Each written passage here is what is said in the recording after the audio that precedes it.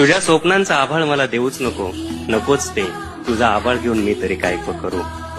माझं स्फोट मला जड झालंय, सांग ना तुझं पोट कुठून भरू. माझं स्फोट मला जड झालंय, सांग ना तुझं पोट कुठून भरू. तो चंद्र, तो सूर्य, ती लुकलुकणारी तारे, यांचं कधीच भ्रमण नसतं माझ्या जीवनाच्या आभाळात. माझं जीवन म्हणजे नुसतंच अंधाराला वाहिलेलं, सरणावर लाकडं कमी पडलेत म्हणून थोडंसं जळायचं राहिलेलं. रात्रीच पावसाची पहिली सर कोसळली, आईनं सारवलेल्या भुईचे पोपडे निघालेत. कारव्यांच्या कुडांवरची माती सुद्धा ओली होऊन सकाळपर्यंत गळून जाईल. माझं घरटं भर पावसानं जळून जाईल. तू म्हणशील हा अजूनही थोडा वेडा, थोडा खुळा आहे. तू म्हणशील हा अजूनही थोडा वेडा, थोडा खुळा आहे. पावसानं कुठं घर जळतात का? पण जळतात झोपड्या, हे तुला पटणार नाही. मी कितीही ओरडलो बेंबीच्या देठापासून, तरी हा आवाज तुला आतला वाटणार नाही. म्हणून तू समज कर अथवा गैरसमज कर. म्हणून तू समज कर अथवा गैरसमज कर.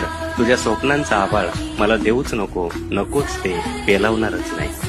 तुझ्या स्वप्नांचा आभाळ मला देऊच नको, नकोच ते पेलावणारच नाही. त्यापेक्षा ते एखाद्या उंच झाडावरती टांग. त्यापेक्षा ते एखाद्या उंच झाडावरती टांग.